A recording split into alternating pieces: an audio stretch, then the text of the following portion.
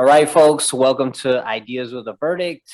My name is Eddie, here with Jose, and today we're going to focus on a specific topic. We're going to talk about the Gnostic Gospels. This is a typical criticism that comes up. Basically, the idea is that there were some forged or lost Gospels that were intentionally left out that could possibly give us different portraits of Jesus and that could give us alternative Christianities. And basically, we're going to tackle this. And we're going to go over the reasons why these gospels are illegitimate and they weren't considered or taken serious by anybody who knew what was going on. All right, so basically we're going to start off with this PowerPoint, why the Gnostic Gospels are illegitimate. Why is this important? For one, it improves the confidence for Christians on New Testament reliability. Two, it helps establish the historical foundation of Christianity.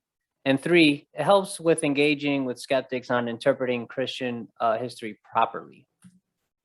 What is Gnosticism and what did Gnostics believe? Gnosticism was a 2nd century religious movement or sect made of heretics. Their teaching stressed escaping the material world through esoteric knowledge, which basically means special knowledge for a select few. And another key point on Gnosticism was that salvation came from knowledge, not from faith. That's important to remember. Okay, so what's the significance of these Gnostic Gospels? Their discoveries provide us a better opportunity to analyze the past. Again, it raises questions. Do we have the accurate portrait of Jesus?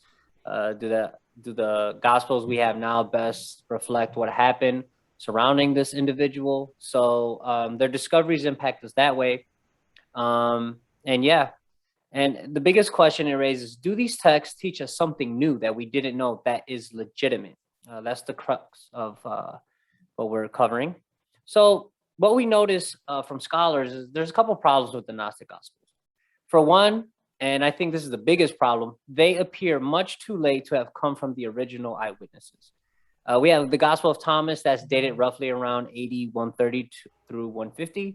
We have the Gospel of Mary dated AD 120 through or 180. And we have the Gospel of Judas dated anywhere between 130 to 170.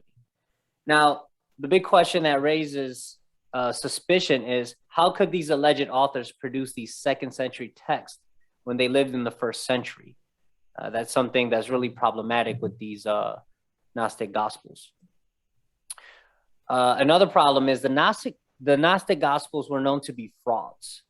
We have early church fathers and leaders such as Polycarp and Uranus and Epiphanes. They wrote about these documents and they considered them, quote, heretical frauds, Those who were close to the action, basically, they knew better and they recognized the Gnostic Gospels as frauds. They knew they weren't legitimate. Another problem, the Gnostic Gospels contain Gnostic theological presuppositions. So, for example, you'll notice reading throughout these Gospels that Jesus is portrayed as an immaterial spirit without a body. That raises serious questions about how they view the crucifixion. Specifically in the Gospel of Judah, it teaches about a great divorce between man and God, which directly contradicts basic Judeo-Christian doctrines. Remember now, Jesus was a Jew, so Judaism is kind of essential when analyzing his life. So now we move on to the Canonical Gospels, meaning the Gospels of Mark, Matthew, Luke, and John. And why can't we trust these Canonical Gospels? Well, we'll cover 4 reasons. For one, they're dated early, they're corroborated, they're consistent, and they're not biased. Now, I pulled this up from an article from coldcasechristianity.com, just so that way, we're citing our sources here. And basically what this covers is emphasizes that they were written early. So just to read just a couple sentences, a significant case can be built to establish the early dating of the Gospels. There are several missing historical events in Acts, including the destruction of the temple, the siege of Jerusalem, and the deaths of Paul, Peter, and James. The absence of these events is reasonable if the book of Acts was written no later than 60 AD. Paul quotes Luke in 1 Timothy chapter 5:18. He also quoted Luke chapter 10, 6 through 7, and in 1 Corinthians. So basically, in a nutshell, we have reasonable historical information within the text themselves that it was dated early. They were corroborated. So we have an abundant touch point corroboration that exists for the New Testament accounts. Even though this evidence is fractional, from archaeology to fulfilled prophecy to the ancient statements of the early non-Christian authors to the internal evidence of the language, proper nouns and cultural details, the New Testament Gospels are corroborated better than any other ancient text, period. And then just to kind of highlight here how well it was corroborated, these are all hostile ancient testimonies regarding Jesus, meaning they were not Christians. In fact, most of them really had a big dislike for Christians. And you can see that there's a lot of ancient historians here, and they all said something that corroborates what the New Testament said. For example, Tacitus recognized that Jesus was known as the Christ. His followers were Christians, and he was executed under Pontius Pilate. As Josephus refers to him as a wise man. There was a reported resurrection, and he had followers. So this is definitely another great source from Cold Case Christianity that corroborates the claims of the New Testament from hostile, non-Christian sources.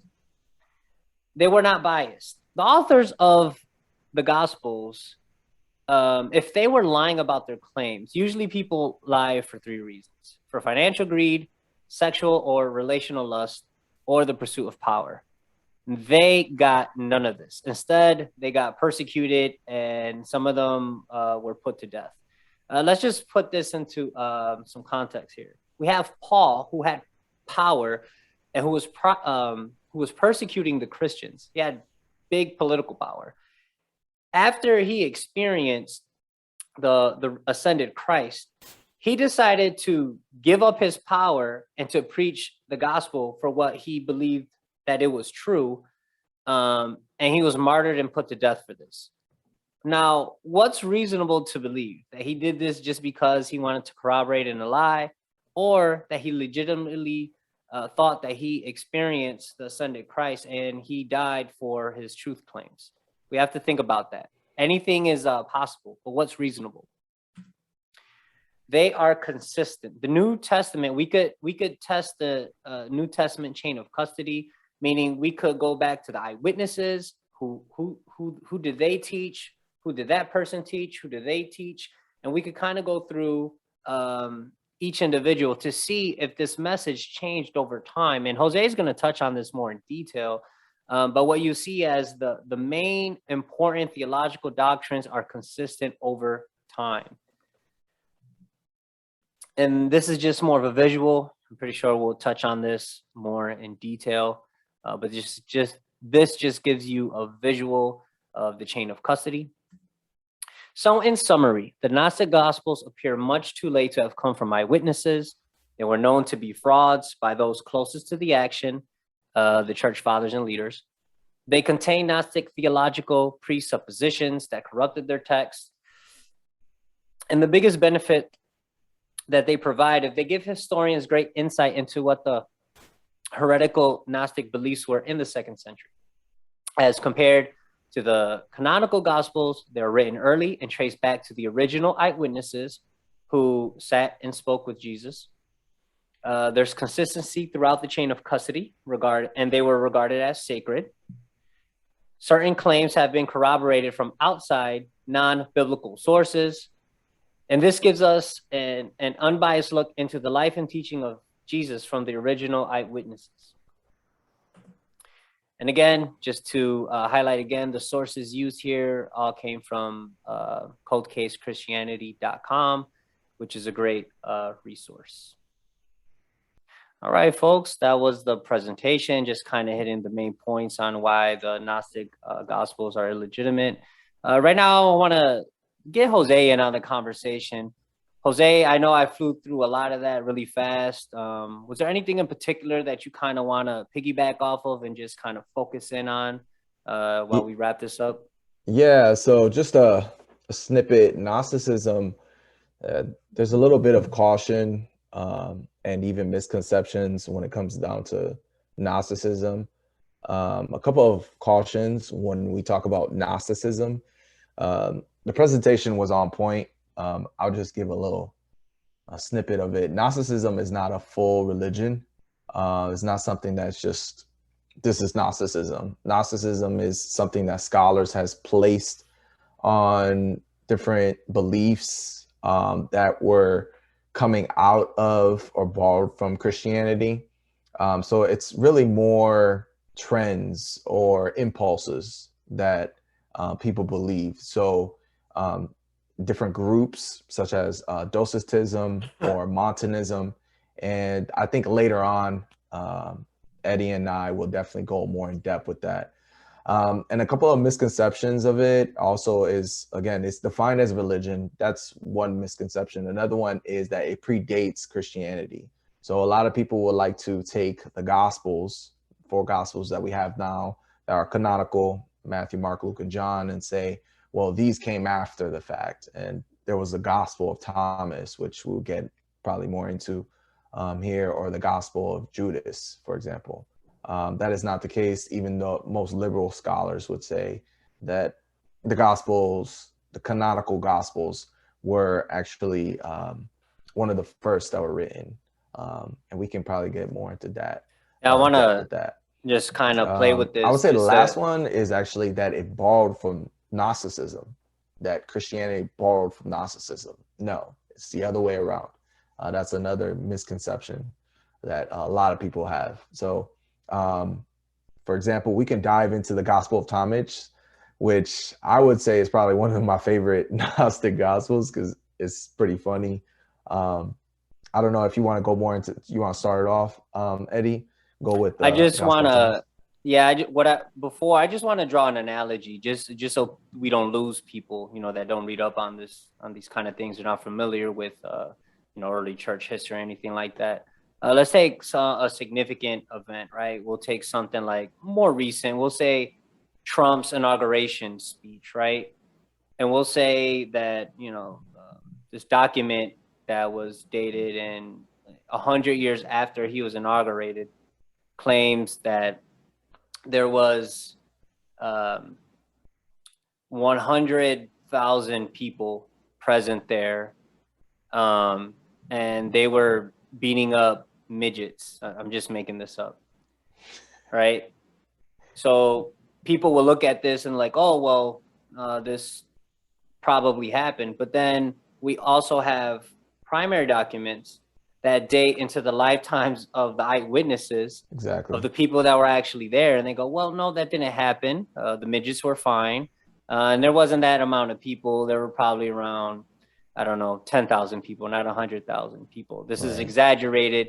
Just to draw the analogy, right? What would we Yeah. believe? Well, would we believe sources that trace back to the original eyewitnesses that basically could kind of, you know, nip that in the bud, like, no, that's not what happened? Or will we entertain these documents that came 100 years later and they have these hyperbolic things that the eyewitnesses are saying, no, that's not what happened? Right. Just to give an analogy, and in case you Yeah. guys aren't following, the Exactly. gospels we have now are the eyewitness testimonies, and Right. this exaggerated account of the inauguration represents the Gnostic Gospels. So just wanted to Definitely. make that analogy real quick.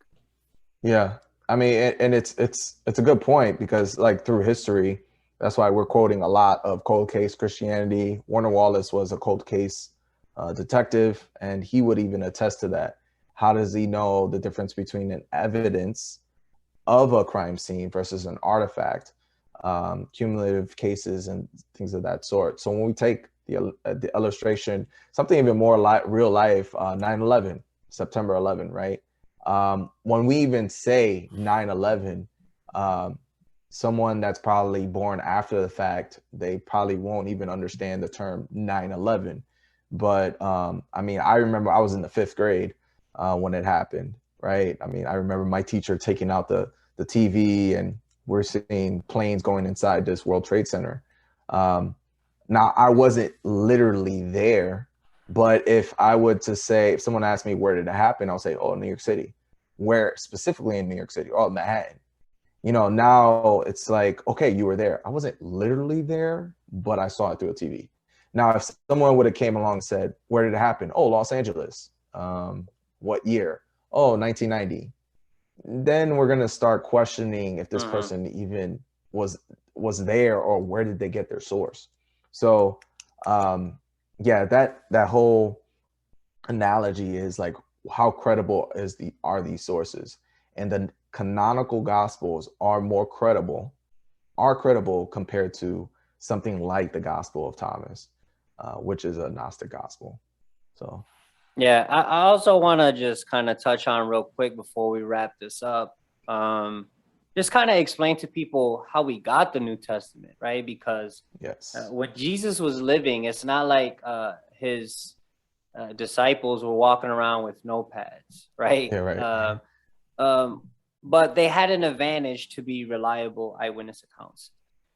What I mean by that is usually when, let's say, you see a crime, right? You're an eyewitness. It happens spur of the moment. You might miss out important information. You're like, okay, I think he went to the left, and I think like you're in shock. The advantage these individuals had was that they sat with him, they ate with him, they got familiar with his teachings, they heard him preaching his teachings over and over again. So they were very familiar with what he was teaching because they were following him. They were spending all this abundance of time with him. So when Jesus, when they experienced the postmortem experiences and everything, people will wonder, well, why didn't they start documenting the scriptures right away, right? Because we'll notice Mark pops up like around 40, the year 40, 50, Yeah, around that, roughly around, Gospels. and then some of the Gospels a couple decades later, still within the lifetime of the eyewitnesses, but a couple decades later.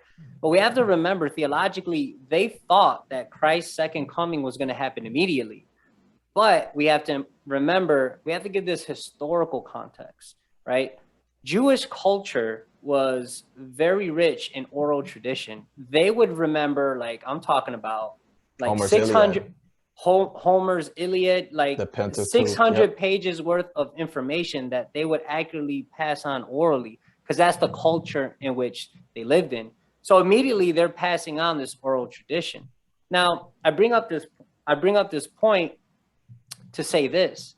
Once they realize that, oh man, now we're being persecuted and we're martyrs and everything, they started producing the written accounts, and they were immediately viewed as scripture. Now, one thing that we notice amongst historians, that if something is going to become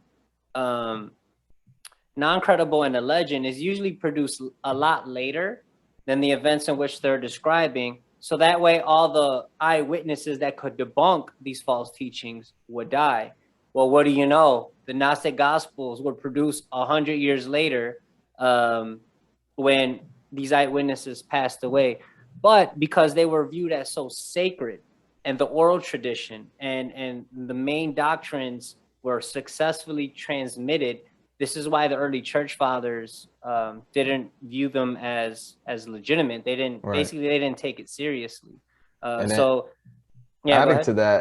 Adding to that, something like the Gospel of Thomas was found in the Nag Hammadi library in 1945 in Egypt, and it was only Coptic papyri. These codexes are like these.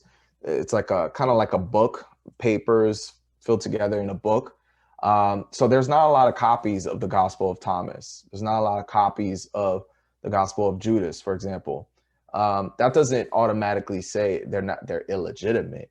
But what makes them, but if you take like what Eddie was saying, when you take the historical context, when you see less copies of certain documents, it's showing that there wasn't that much importance to it. Whereas when you have the Gospel of Matthew, Mark, Luke, John, we have tons of manuscripts. We have more than any other document of antiquity. So that could be next to Homer's Iliad, the writings of Aristotle, things of that sort. Not only that, it's closer in terms of the time frame. So that is showing the legitimacy of these four gospels. The last thing I love to point out is that there is no other competing codex of these four gospels. Typically, you find Matthew, Mark, Luke, and John. You don't find another transmission such as the Gospel of Thomas, the Gospel of Judas, the Gospel of Peter, that are four, or you see a father over here saying, no, it's these four or these five. It's almost unanimous. It's almost like agreed upon that it's these four gospels. So I think that's pretty cool in that regard. I mean, next time we can go more in depth with what are the Gnostics, what did they believe, but it just shows the strength of a historical Christianity. So I think and then I think the last thing I want to point out is whenever people want to criticize the gospels that we have, they usually put themselves into a corner. What they'll say is we can't trust these gospels because they're produced a couple decades after the events in which they're described. We only have copies. We don't have the originals. Right. We only have copies. Right. We don't need the originals as long as we get the original message. Right. Which all the evidence shows that we do. But even if people want to discredit that, we can go to Paul, the epistles of Paul, which even the most liberal, most atheist scholars for 1 Corinthians, they'll recognize that as that's an authentic autograph from the Apostle Paul. Now, in it, we have an early Christian creed in which he says, I deliver unto you. And he basically says the Lord Jesus Christ came to deliver us from sin through his crucifixion. And 3 days later, he rose, and then he appeared to his disciples, to me, and then to as many as 500 eyewitnesses that are, some of them are asleep, but many of them are alive today. So basically here in Corinth, he's challenging these individuals. He's saying, if you don't believe what we saw, these hundreds of people, go and talk to these eyewitnesses. We saw the risen Christ. And through that, God basically gave him a stamp of approval. He vindicated this man's message by raising him from the dead, and it changed history forever. But that creed dates back all the way to AD 35. Around there. That's just a couple years after Christ was crucified, right? Because Paul wrote the letter to Corinth around 55, 57, but he says, I deliver unto you. That means he got that from somewhere else. Then you go back to all the way to the Acts of the Apostles, and many scholars, it's kind of a consensus. They agree that he got that from Peter and James when he was in Jerusalem, and that goes back to AD 35. So that in a nutshell proves that that's the gospel in a nutshell, that Jesus had a mission to atone for our sins. He was crucified because he had to be crucified, and that he was risen on the third day. And then there was post-mortem experiences that God the Father raised him from the dead. So any other alternative gospel that's saying otherwise is contradicting what the early eyewitnesses were saying as early as AD 35. So I just want to kind of point that out. So, in a nutshell, I think our main point is Christianity has a rich history. And once you start learning it, I want to encourage both skeptics and believers dig into this history, right? You need to learn how the New Testament was, put into the books, why certain books were left out, what was considered sacred, and what the original eyewitnesses were saying. This is important for you to kind of think through your faith and to justify for what you believe. Because again, Christianity is a faith that says that there's only one way to God, and it's through Jesus. But it's an open invitation to everybody. So those are my final thoughts. I hope you guys get something out of this. I just want to recommend some books, but I'll let Jose, do you got any final thoughts before I do that? No, I think it's pretty set. I mean, our faith it can be falsified. Paul said, he quoted that he quoted in Corinthians, where he stated the creed. But Paul even stated that if Christ was not resurrected, then our faith is in vain. So our faith can be investigated. Our faith can be falsified. But these are accumulative cases. It's a cumulative case. This is something in which we're making what has the most explanatory power, what has the most strongest inference of these sorts. And it's one of the explanatory power, one of the things we can investigate is the manuscript traditions. So when we look at why Christians do not accept the Gospel of Thomas or the Gospel of Judas, it's because early Christians did not accept them as writings. They didn't accept them as canonical. So I think those are my final thoughts. And yeah. Well, I mean, I'll encourage people, look up these Gnostic Gospels, read them for yourselves. No one's hiding anything.